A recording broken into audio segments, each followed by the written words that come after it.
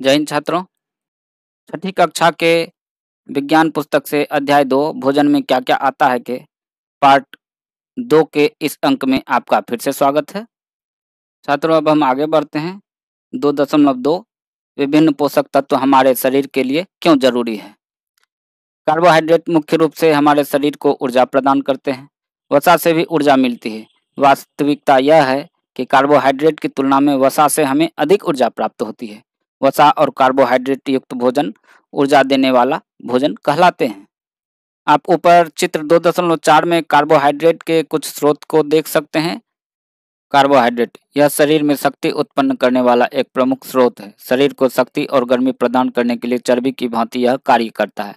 शरीर को सबसे ज्यादा इसी पोषक तत्व की जरूरत होती है। यह सभी प्रकार के अनाज, आलू, शकरकंद, गन्ना इत्यादि में पाया जाता है। इस चित्र में शकरकंद, गन्ना, आलू, मक्का, गेहूं, बाजरा, चावल, पपीता, आम इत्यादि बहुत सारे खाद्य पदार्थ हैं जो कार्बोहाइड्रेट के अच्छे स्रोत हैं। और यदि आप गौर करें तो आप इन्हीं सारे पदार्थों का सबसे अधिक मात्रा में सेवन करते हैं। ऐसा इसलिए क्योंकि इसमें कार्बोहाइड्रेट होता है और हमारे शरीर को सबसे अधिक मात्रा में कार्बोहाइड्रेट की ही आवश्यकता पड़ती है। इसलिए भोजन में सबसे अधिक मात्रा इन्हीं खाद्य पदार्थों का होता है। उसके ठीक नीचे चित्र 2.5 में आप देखिए वसा के कुछ स्रोत हैं। वसा या फैट शरीर को क्रियाशील बनाए रखने में सहयोग करता है। वसा शरीर के लिए बहुत आवश्यक है। यह पादप तथा जंतु दोनों से प्राप्त होता है। इसकी अधिकता से शरीर मोटापे का शिकार हो जाता है। इस स्थिति को अतिपोषण कहते हैं। इसमें है सूरजमुखी का तेल, नारियल तेल, सरसों तेल, सोयाबीन तेल, गिरी, तिल, मूंगफली, यानी जितने भी तैलीय खाद्य पदार्थ हैं, जितने भी चिकनाई वाले खाद्य पदार्थ हैं, वे सभी वसा के स्रोत हैं। छात्रों, नीचे चित्र 2.6 में देख सकते हैं कि प्रोटीन के विभिन्न स्रोत हैं। यहाँ इसे दो भागों में बांटा गया, एक जंतु स्रोत और दूसरा पादप स्रोत। जंतु स्रोत में मीट, मछली, दूध, अंडा, पनीर इत्यादि हैं, जबकि पादप स्रोत में चना, मूंग, तुअर, राजमा, सोयाबीन, मटर, यानी कि जितने भी दलहन हैं वे सभी प्रोटीन के पादप स्रोत हैं। प्रोटीन प्रोटीन एक पोषक तत्व है जिसकी आवश्यकता शरीर में कार्बोहाइड्रेट के बाद सबसे ज्यादा होती है। यह सभी प्रकार के दलहन, अंडा, दूध, मछली जैसे खाद्य पदार्थों में पाया जाता है। प्रोटीन की आवश्यकता शरीर की वृद्धि तथा स्वस्थ रहने के लिए होती है। विटामिन रोगों से हमारे शरीर की रक्षा करते हैं। हमारी आंखों, हड्डियों, दांतों और मसूड़ों के स्वस्थ रखने में भी विटामिन सहायता करते हैं। विटामिन कई प्रकार के होते हैं जिन्हें अलग अलग नामों से जाना जाता है। इनमें से कुछ को vitamin A, vitamin B, vitamin C, vitamin D, vitamin E तथा विटामिन के नाम से जाना जाता है। विटामिनों के एक खास समूह को विटामिन बी कॉम्प्लेक्स कहते हैं। हमारे शरीर को सभी प्रकार के विटामिनों की अल्प मात्रा में आवश्यकता होती है। विटामिन ए हमारी त्वचा तथा आंखों को स्वस्थ रखता है। विटामिन सी बहुत से रोगों से लड़ने में हमारी मदद करता है। विटामिन डी हमारी अस्थियों और दांतों के लिए कैल्शियम का उपयोग करने में हमारे शरीर की सहायता करता है। विभिन्न विटामिनों से भरपूर भोज्य पदार्थ निम्नांकित चित्रों में दिखाए गए हैं। छात्रों, आप इन चित्रों में देख सकते हैं चित्र 2.7 विटामिन ए के विभिन्न स्रोत हैं। आम, गाजर, पपीता, दूध, मछली का तेल इत्यादि है।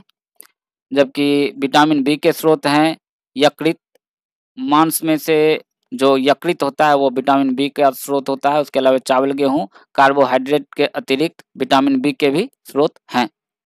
जबकि नीचे विटामिन सी के स्रोत में है संतरा, टमाटर, आंवला, मिर्ची, नींबू, अमरूद।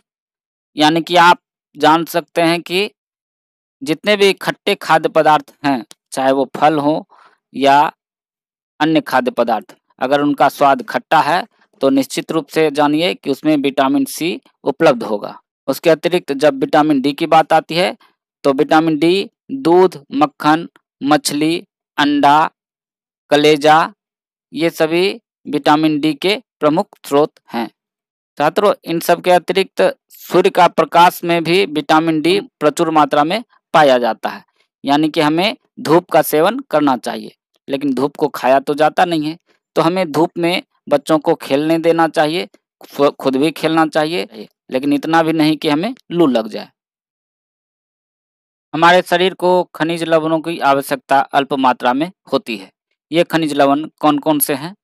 शरीर के उचित विकास तथा अच्छे स्वास्थ्य के लिए प्रत्येक खनिज लवण आवश्यक है। उदाहरण के लिए लौह तत्व हरी सब्जियां विशेषकर पालक, मेथी तथा केला में पाया जाता है। लौह तत्व यानी कि आयरन। कैल्शियम दूध से प्राप्त होता है। फास्फोरस एवं कैल्शियम मछली, अंडा इत्यादि में मिलते हैं। नमक से सोडियम व पोटेशियम मिलते हैं। इसके अतिरिक्त नमक से आयोडीन भी प्राप्त होता है, क्योंकि आजकल जो हम नमक खाते हैं वो आयोडीन युक्त होता है।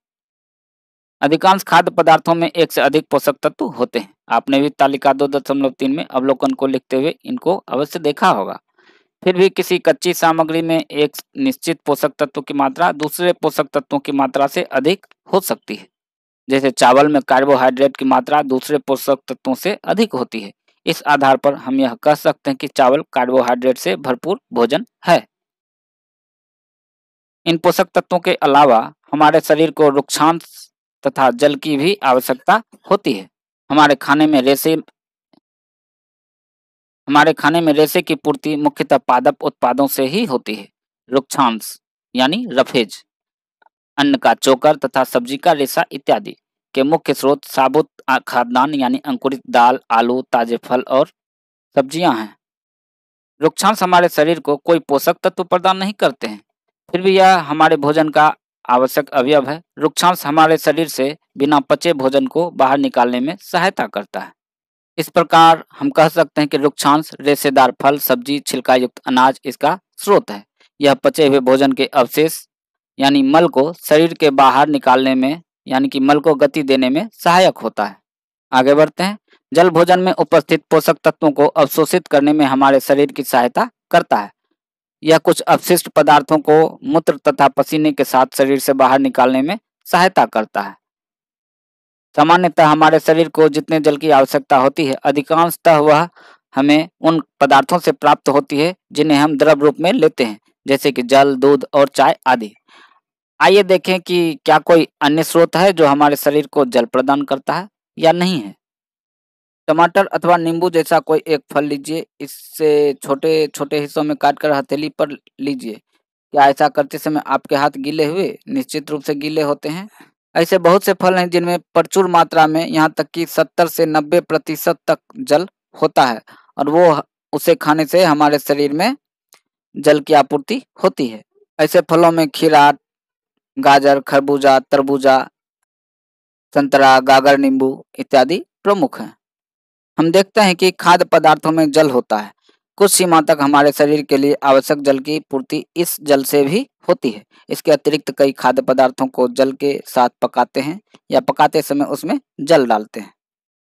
अब अगला है संतुलित आहार। सामान्यतः पूरे दिन में जो कुछ भी हम खाते हैं उसे आहार कहते हैं यानी भोजन कहते हैं। हमारे शरीर की वृद्धि और अच्छे से स्वास्थ्य को बनाए रखने के लिए हमारे शरीर को आहार की आवश्यकता होती है। आहार में वे सभी पोषक तत्व उचित मात्रा में होने चाहिए जिनकी हमारे शरीर को आवश्यकता है। कोई भी पोषक तत्व न ज्यादा हो और न बहुत कम। हमारे आहार में पर्याप्त मात्रा में रुक्षांश तथा जल भी होना चाहिए। इस प्रकार के आहार को संतुलित आहार कहते हैं। इस प्रकार हम कह सकते हैं कि हमारा शरीर अपनी ऊर्जा के लिए भोजन पर निर्भर करता है। हमें अपनी जरूरी शारीरिक गतिविधि के लिए तमाम तत्वों की आवश्यकता होती है। ऐसे भोजन जो इन सभी जरूरतों को पूरा कर सके वह संतुलित आहार कहलाता है। क्या आप सोचते हैं कि प्रत्येक आयु वर्ग के लोगों को एक ही प्रकार के आहार की आवश्यकता होती है?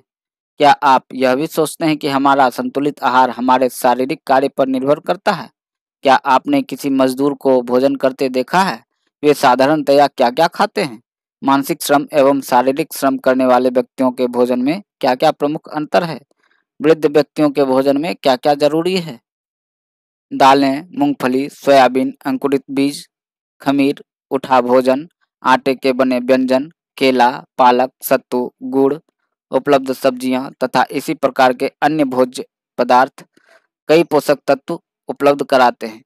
इसलिए कोई व्यक्ति कम खर्च में भी संतुलित आहार खा सकता है। आप अपने घर में जो भी खाते हैं, आप अपने घर में जो भी खाद्य पदार्थ का भोजन करते हैं उसके बारे में जानने का प्रयास करें।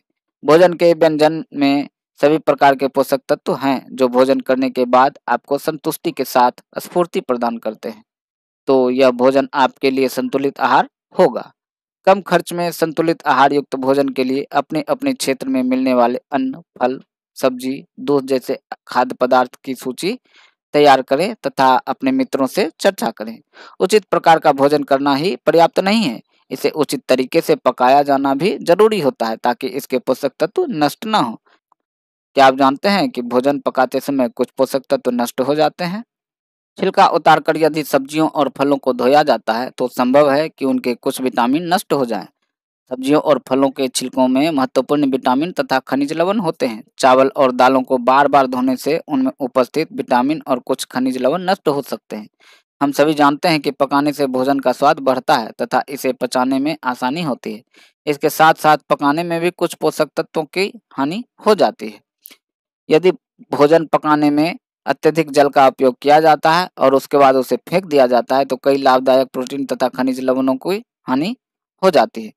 पकाने पर विटामिन सी गर्मी से नष्ट हो जाता है। क्या यह उचित नहीं होगा कि हम अपने आहार में फल और कच्ची सब्जियों को सम्मिलित करें? छात्रों, इससे यह स्पष्ट हो चुका है कि हमें फलों और सब्जियों को काटने से पहले या उपयोग करने से पहले ही धो लेना चाहिए। काटने के बाद उसे नहीं धोना चाहिए। ऐसा करने से उसकी पोषक तत्व नष्ट हो जाती है। और जब हम पकाते हैं तो उसमें पर्याप्त मात्रा में ही पानी डालना चाहिए। अधिक मात्रा में पानी डालने के बाद उस अतिरिक्त जल को फेंक देने पर उसके पोषक तत्व नष्ट हो जाते हैं। आगे है कुपोषण। आप जान चुके हैं कि भोजन में वसा, प्रोटीन, कार्बोहाइड्रेट, खनिज लवण और विटामिन होते हैं। यदि इनमें से कोई पोषक तत्व शरीर को बिल्कुल न मिले या कम मात्रा में मिले तो क्या होगा? चित्र 2.11 में दिखाया गया बच्चा सूखा रोग का मरीज है। यह रोग उन बच्चों को होता है जिन्हें संतुलित भोजन नहीं मिलता। कम भोजन मिलने से बच्चे को मारास्मस नामक रोग हो जाता है। जब शरीर को आवश्यक मात्रा में आवश्यक पदार्थ नहीं मिलते तब इस स्थिति को कुपोषण कहते हैं। कम भोजन मिलने पर कौन से पोषक तत्व इस बच्चे को कम मात्रा में मिलते होंगे? कम भोजन मिलने पर प्रोटीन तथा कार्बोहाइड्रेट की मात्रा कम मिलती है जिससे बच्चा काफी कमजोर व दुबला पतला हो जाता है। छाती में पसली की हड्डियां भी दिखाई देने लगती है। यदि किसी बच्चे को भोजन में अन्य सभी पोषक तत्व मिले लेकिन केवल प्रोटीन कम हो तो उसमें वे लक्षण दिखाई पड़ सकते हैं जो चित्र 2.12 में दिखाए गए बच्चे में है। बच्चे में वृद्धि रुक जाती है, पेट फूला हुआ दिखाई देता है। भोजन में प्रोटीन की कमी से क्वाशियोरकर नामक रोग हो जाता है। क्वाशियोरकर या मरास्मस शरीर की वृद्धि के लिए जरूरी अमीनो एसिड की कमी से होता है। यह ज्यादातर 1 साल तक के बच्चों में होता है। यह शरीर में प्रोटीन की कमी से होने वाले कुपोषण का एक प्रकार है।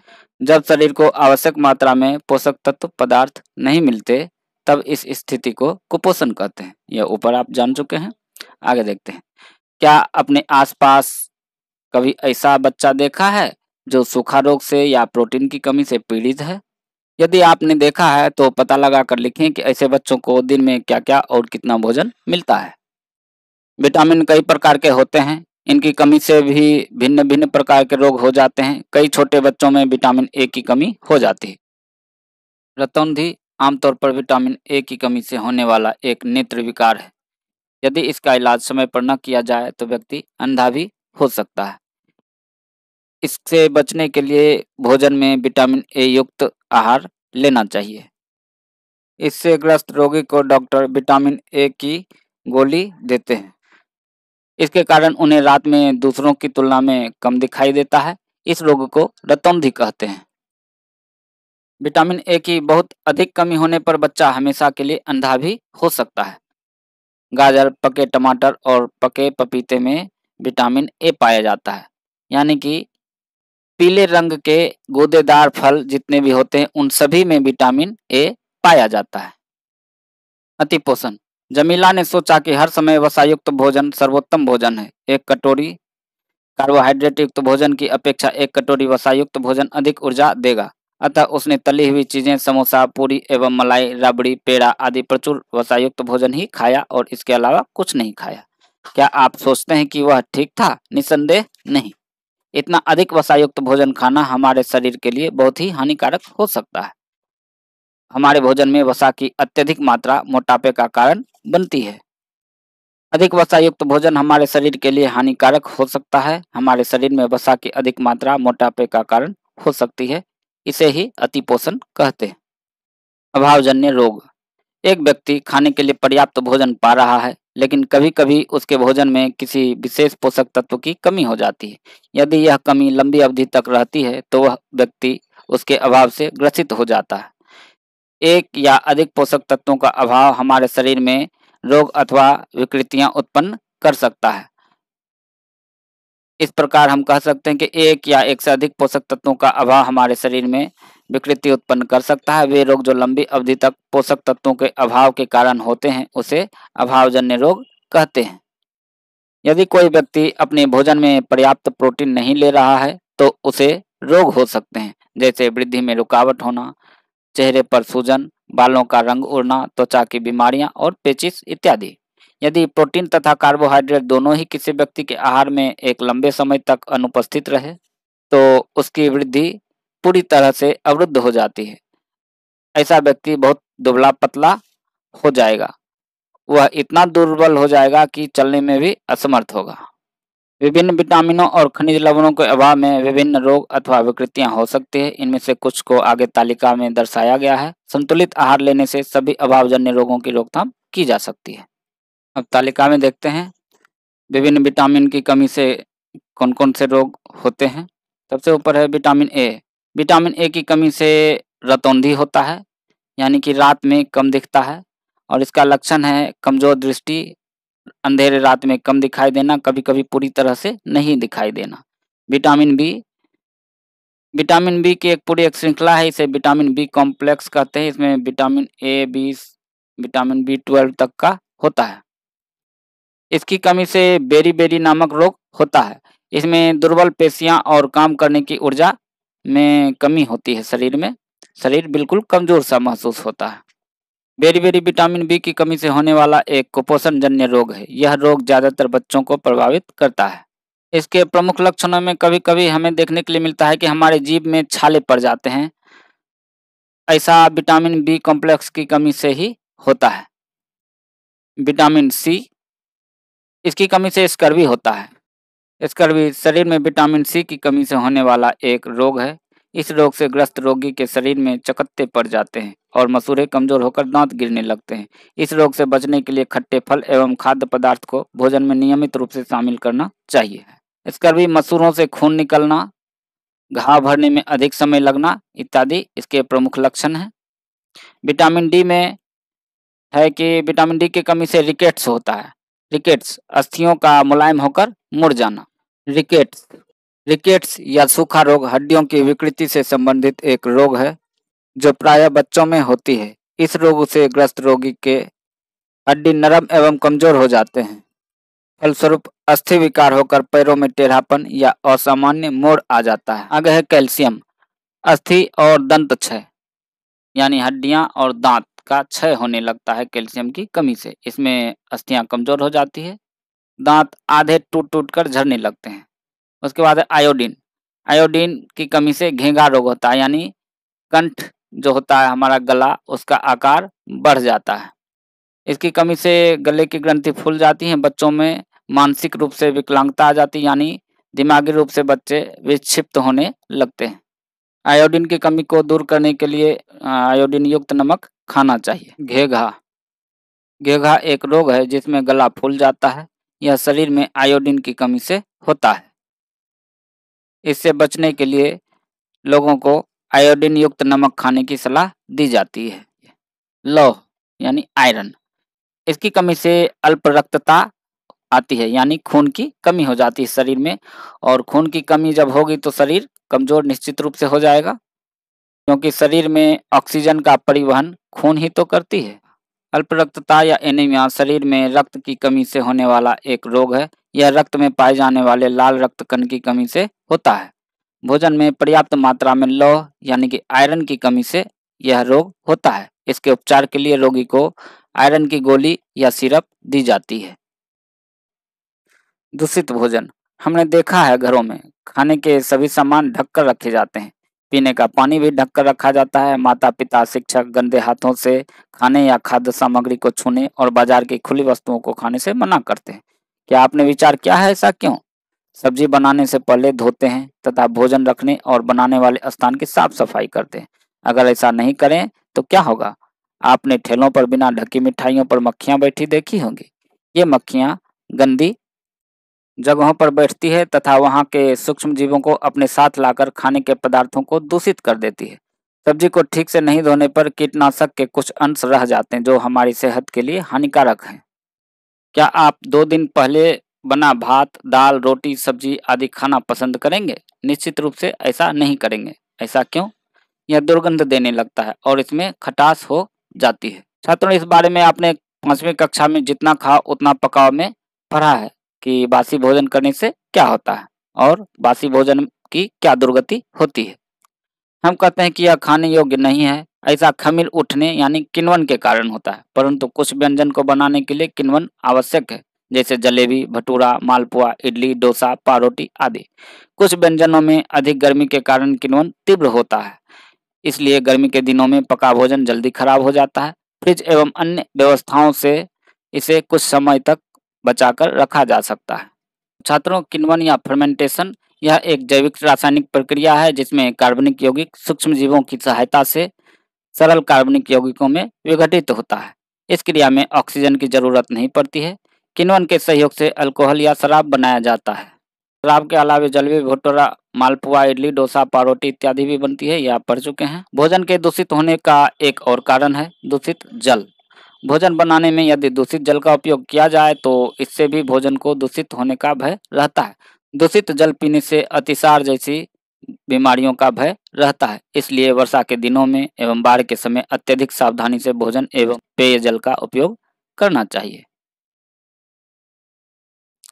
अवलोकन कीजिए कि वर्षा एवं बाढ़ के दिनों में कुएं, तालाब, नदी, नाले आदि भर जाते हैं और मैदानों, खेतों में अन्य जगहों से गंदगी बहकर जल स्रोतों में आ जाती है। तो छात्रों, ये था हमारा आज का अध्याय, भोजन में क्या क्या आता है। इस पूरे अध्याय को 2 भागों में बांटा गया था। आप दोनों वीडियो देख चुके होंगे और इसमें आपको कुछ नए शब्द से रूबरू होने को मिला है। इनमें से है पोषक तत्व, न्यूट्रिएंट, प्रोटीन, कार्बोहाइड्रेट, वसा, रतौंधी, बेरी, स्कर्वी, रिकेट्स, घेगा, अल्प रक्तता, क्वासियोरकर। इन सभी को अच्छी तरह से परिभाषित करके आपको बताया जा चुका है।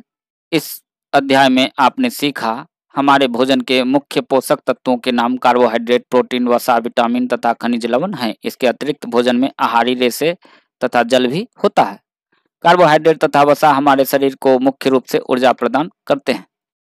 प्रोटीन तथा खनिज लवण की आवश्यकता हमारे शरीर की वृद्धि तथा अनुरक्षण के लिए होती है। विटामिन हमारे शरीर को रोगों से रक्षा करने में सहायता करते हैं। संतुलित आहार में हमारे शरीर के लिए आवश्यक सभी पोषक तत्व तथा पर्याप्त रुक्षांश और जल उचित मात्रा में उपस्थित रहते हैं। हमारे आहार में लंबी अवधि तक एक अथवा अधिक पोषक तत्वों की न्यूनता यानी कमी से विशिष्ट रोग अथवा विकार उत्पन्न हो सकते हैं। इसलिए छात्रों, हम सभी को संतुलित और स्वच्छ भोजन करना चाहिए। इस अध्याय के अधिकांश प्रश्नों के उत्तर ऊपर ही परिभाषित किए जा चुके हैं। इसके अलावे हम इसका प्रश्नोत्तर अलग से एक वीडियो बनाकर करेंगे। आप इस वीडियो को लाइक, शेयर और सब्सक्राइब अवश्य कीजिएगा। धन्यवाद।